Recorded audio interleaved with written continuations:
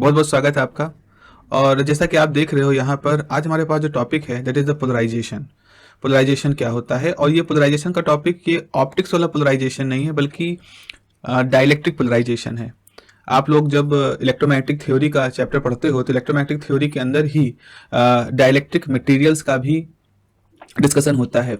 Dielectric materials electromagnetic theory में क्यों पढ़ाए जाते हैं, क्योंकि मतलब चार्जेस, क्योंकि इलेक्ट्रोमैग्नेटिक थ्योरी में हम डिफरेंट टाइप के चार्ज के रूल्स, जैसे इलेक्ट्रिक फील्ड वाले रूल पढ़ रहे होते हैं, मैग्नेटोस्टैटिक के रूल पढ़ रहे होते हैं। उन्हीं रूलों को इस्तेमाल करके मैक्सवेल इक्वेशन बनी थी और फिर उन्हीं मैक्सवेल इक्वेशन से हमारी इलेक्ट्रोमैग्नेटिक थ्योरी बनी थी। तो उस रूट से इलेक्ट्रोमैग्नेटिक थ्योरी के अंदर, इलेक्ट्रोमैग्नेटिक स्टडीज़ के अंदर पोलराइजेशन का एक बड़ा इंपॉर्टेंट रोल होता है। रोल इन सेंस की, क्योंकि ये एक ऐसे मटेरियल होते हैं जो आप एक तरह से कह लो कि इंसुलेटर का एक वैरायटी होती है। डाइलेक्ट्रिक मटेरियल जो होते हैं they are a kind of insulator. Insulator के बारे में आपकी जानकारी क्या है? इंसुलेटर के बारे में आपकी जानकारी ये है कि इंसुलेटर वो मटेरियल होते हैं जिनसे करंट का फ्लो नहीं होता। तो अगर मान लीजिए आपके पास करंट है और आप किसी इंसुलेटिंग मटेरियल से करंट को फ्लो कराना चाहोगे तो इंसुलेटिंग मटेरियल आपके करंट को फ्लो नहीं करेगा, क्योंकि इंसुलेटर है, इसके अंदर फ्री चार्जेस नहीं होते हैं। और फ्री चार्जेस क्या होते हैं? ये वो फ्री चार्जेस ही वो एलिमेंट हैं जो जिम्मेदार होते हैं करंट के फ्लो के लिए। आपको क्या मालूम है what is current? Current is flow of the charge per unit time. तो गिवन टाइम में कितने चार्ज फ्लो कर जाते हैं उससे करंट होती है। अगर चार्ज ही नहीं है तो करंट नहीं होगी। लेकिन इंसुलेटर्स की एक खास कैटेगरी है हमारी डाइलेक्ट्रिक्स। डाइलेक्ट्रिक्स क्या होते हैं ये समझना जरूरी है। तो इंसुलेटर के अंदर ये होते हैं। तो होता क्या है, जरा आप इसकी डेफिनेशन को अगर मैं बताऊं तो ये क्या लिखा है कि dielectrics are the solid materials that do not conduct electricity like insulators but in the presence of external electric field its electric properties get change. So dielectric materials में स्टोर इलेक्ट्रिक एनर्जी। तो यहाँ पे क्या कह रहे हैं कि dielectric materials जो होते हैं वो ऐसे इंसुलेटर होते हैं जो कि करंट को तो फ्लो नहीं करते। ठीक है, बात तो सही है। लेकिन अगर आप ऐसे मटेरियल्स को किसी इलेक्ट्रिक फील्ड में रख दोगे तो जैसे आप इनको किसी इलेक्ट्रिक फील्ड में रखोगे तो इलेक्ट्रिक फील्ड के हिसाब से इनकी कुछ इलेक्ट्रिकल प्रॉपर्टी चेंज होना शुरू हो जाएंगी।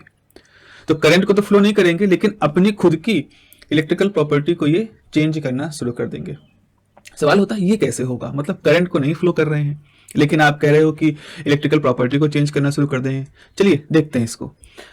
फॉर एग्जाम्पल, अगर हम थोड़ी देर के लिए माने कि हमारे पास एक डाइलेक्ट्रिक मटेरियल है। So suppose this is our dielectric material, इसका पूरा शेप है और इसके अंदर इस तरह से कुछ मटेरियल है। मतलब ये ऐसे हैं जिसमें मान लो एक प्लस एक, मतलब ये हमने कह लिया कुछ, जिसको जस्ट मिनट, इसको मैं ऐसे कहूँ कि हमारे पास ये कुछ मटेरियल है, ये एटम है, जो डाइलेक्ट्रिक मटेरियल है ये उसके एटम है। ठीक है, ये उसके एटम है। नॉर्मली है इन एटमों से कोई फ्री इलेक्ट्रॉन बाहर नहीं निकला है तो फ्री इलेक्ट्रॉन नहीं है तो करंट का फ्लो नहीं होगा। लेकिन द मोमेंट आपने इसके ऊपर इलेक्ट्रिक फील्ड लगाई, जैसे प्लस इलेक्ट्रिक फील्ड इधर लगा दी, माइनस चार्ज इधर लगा दिया, तो क्या हुआ? प्लस से माइनस की तरफ एक इलेक्ट्रिक फील्ड, बाहर से एक इलेक्ट्रिक फील्ड यहाँ पर अप्लाई हो गई। ठीक है, ये इलेक्ट्रिक फील्ड क्या करेगी? ये जो डाइलेक्ट्रिक एटम है इनका शेप चेंज करना शुरू कर देगी।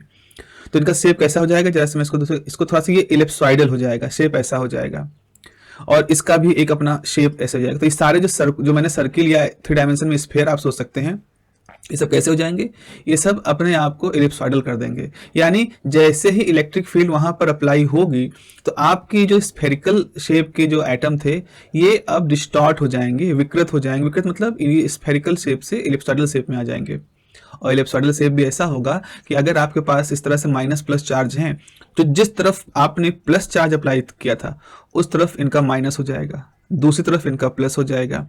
फिर इस प्लस की देखा देखी यहाँ माइनस हो जाएगा, यहाँ प्लस हो जाएगा। फिर इसकी देखा देखी यहाँ माइनस, फिर इधर प्लस, इसकी देखा देखी यहाँ माइनस, यहाँ प्लस। लेकिन ये जो प्लस चार्ज होंगे ये किसको देख रहे होंगे? जो आपने बाहर से चार्ज लगाए हैं। ऐसे ही ये माइनस चार्ज किसको देख रहे हैं? ये प्लस चार्ज जो आपने लगाए हैं। तो इस तरह से आप देख रहे हो जब इलेक्ट्रिक फील्ड यहाँ पर शुरू में नहीं थी, जीरो थी, तो स्फेरिकल थे। जैसे आपकी इलेक्ट्रिक फील्ड लगी तो इन एटमों के शेप में एक चेंज आया। उस चेंज की वजह से आपने क्या पाया कि यहाँ पर देखा ये सारे एटम अपने आप को ऐसा चेंज कर दिए कि इनके अंदर एक इफेक्टिवली पॉजिटिव नेगेटिव चार्ज दिखने लगा। तो इसको हम कहेंगे कि ये जो स्फेरिकल एटम थे ये तो न्यूट्रल थे, लेकिन जैसे ही आपने इलेक्ट्रिक फील्ड लगाई इनके उस न्यूट्रल एटम के कुछ पॉजिटिव चार्ज कुछ नेगेटिव चार्ज अब दिखना शुरू हो गया। तो हम ये कहेंगे कि हमारा एटम जो थे उन्होंने अपनी इलेक्ट्रिकल प्रॉपर्टी को चेंज कर दिया। तो एक्सटर्नल इलेक्ट्रिक फील्ड में ये व्यवहार आया।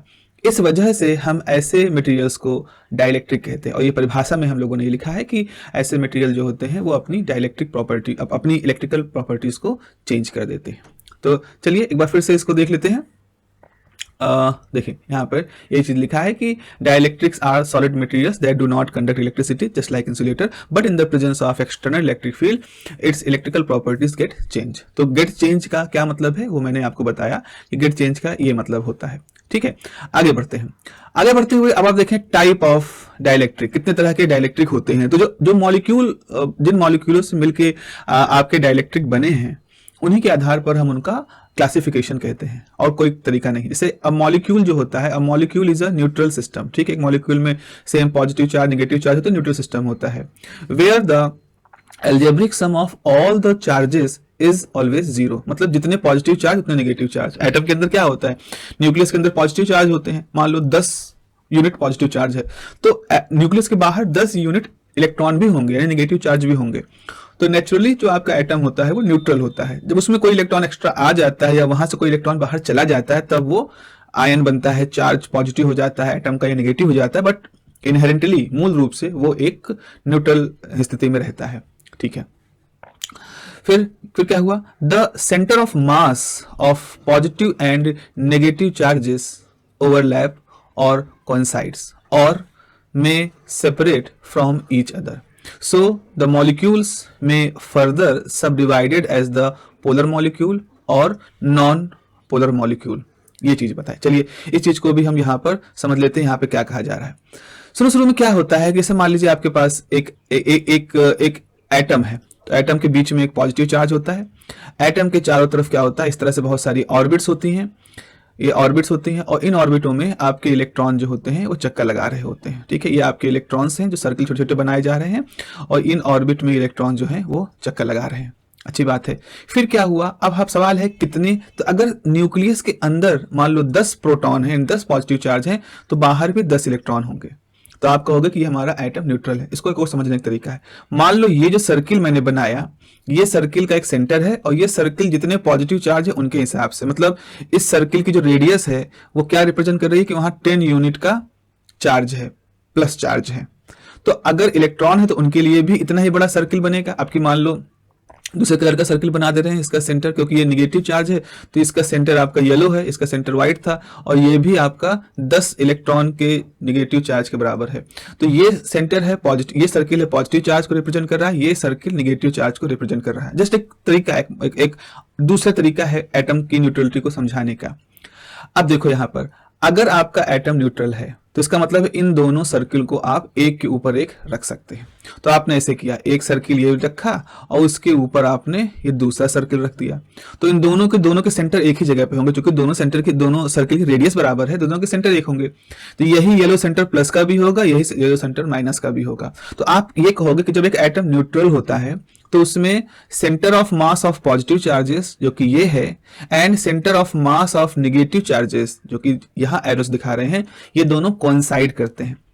अब आपको ऐसा सच में होता है, ये it is just a model to present your what are you saying, जो आप बताना चाह रहे हो। आप ये कहना चाह रहे हो same plus same minus charge होते हैं, तो आप उनके लिए दो सर्किल बनाओ, 2 स्फीयर बनाओ, और आप कहो कि वो न्यूट्रल है, तो इसका मतलब दोनों के स्फीयर के सेंटर कोइंसाइड करेंगे, तो आपका एटम न्यूट्रल है। तो न्यूट्रलिटी कैसे शो हो रही है कि आपकी जो centre of gravity of positive charges, centre of gravity of negative charges, they are coinciding with each other. This is how आप रिप्रेजेंट करते हो। लेकिन अगर किसी तरह से इसको डिस्टर्ब करते या फिर किसी तरह से हम डिस्टर्ब कर दें, किस तरह से इसको हम हिला डुला दें, तो क्या होगा, एक इधर बन जाएगा और एक इधर हो जाएगा, मतलब एक का सेंटर यहाँ था और एक का सेंटर थोड़ा शिफ्ट हो जाएगा। तो इस तरह से आप देखोगे कि सेंटर शिफ्ट होते ही क्या हो जाएगा, एक हिस्सा जो होगा वो पॉजिटिव दिखना शुरू हो जाएगा, एक हिस्सा निगेटिव दिखना शुरू हो जाएगा। तो जो पहले दोनों ओवरलैप हो रहे थे, अब ओवरलैप से थोड़ा सा शिफ्ट हो जाएंगे। तो जैसे शिफ्टिंग होगी वैसे ही आपके पास एक पोलैरिटी, एक तरह से चार्जेस दिखना शुरू हो जाएंगे। तो जहां जहां न्यूट्रल एटम है इनको हम क्या नाम देते हैं, इनको हम नाम देते हैं नॉन पोलर। तो ये हमारे नॉन पोलर स्थिति हो जाएगी, positive charge negative charge same है। और जब उसके अंदर वो सेंटर सेम नहीं है तो वो पोलर हो जाते हैं। तो हमारे पास दो तरह की कंडीशन आ गई, पोलर मॉलिक्यूल्स हो रहे हैं और नॉन पोलर मॉलिक्यूल हो रहे हैं, जो कि यहाँ पर बताया जा रहा था। तो आपने ये लिखा है कि यहाँ पर वही जैसे अगर इसको मैं फिर से यहाँ पे देखूं तो आपने क्या देखो, यहाँ लिखा है a molecule is a neutral system जहां पर algebraic sum of all the charges is zero, so the centre of mass of positive charges, so the centre of mass of positive and negative charges overlap या coincide करते हैं और में separate from each other. जैसे कि मैंने बताया दूसरे केस में, नॉन पोलर के केस में सेपरेट हो सकते हैं। सो द मॉलिक्यूल्स में further subdivided as the polar molecule and the non polar molecule. तो उनको हम पोलर और नॉन पोलर की दो श्रेणियों में बांट सकते हैं। अब आते हैं फिर नॉन पोलर डाइलेक्ट्रिक क्या होते हैं। तो जिस सीधी सी बात है, नॉन पोलर डाइलेक्ट्रिक वो होते हैं जो नॉन पोलर मॉलिक्यूलों से मिलकर बने होते हैं। सिंपल सी परिभाषा है, कोई भी इसमें सर के नॉन पोलर डाइलेक्ट्रिक क्या होते हैं। तो in non polar dielectrics the non polar molecules has a condition where centre of gravity of positive charges and negative charges coincides. So such molecules do not have a permanent dipole moment. उनके पास अपना खुद का कोई permanent dipole moment नहीं होता है। Example क्या क्या है आपके पास, एग्जाम्पल के तौर पे ऑक्सीजन हो गया है, आपका नाइट्रोजन हो गया है, आपके पास हाइड्रोजन हो गए। तो ऑक्सीजन, नाइट्रोजन, हाइड्रोजन ये ऐसे सिमेट्रिक किस्म के, यूनिफॉर्म किस्म के मॉलिक्यूल्स हैं जो कि नॉन पोलर डाइलेक्ट्रिक की कैटेगरी में आते हैं। आप देखिए यहाँ पे एक डायग्राम बना है, यहाँ पर जो सर्किल बना है ये पॉजिटिव चार्जेस नेगेटिव चार्जेस की मैग्नीट्यूड को रिप्रेजेंट कर रहा है और इसका सेंटर आप देख रहे हो यहाँ पर positive charge negative charge coincide कर रहे हैं। तो आपने कहा कि ये हमारा नॉन पोलर मॉलिक्यूल का कंडीशन है जहाँ कोई डाइपोल मोमेंट नहीं। डाइपोल मोमेंट कब बनता है, जब पॉजिटिव चार्ज नेगेटिव चार्ज एक दूसरे से थोड़ा दूरी से अलग हो जाते हैं। तो उनके बीच में एक डिस्टेंस होती है और एक तरफ चार्ज होता है दूसरी तरफ चार्ज, डंबल जैसे होता है ना, एक तरफ भार बीच में एक रॉड होती है।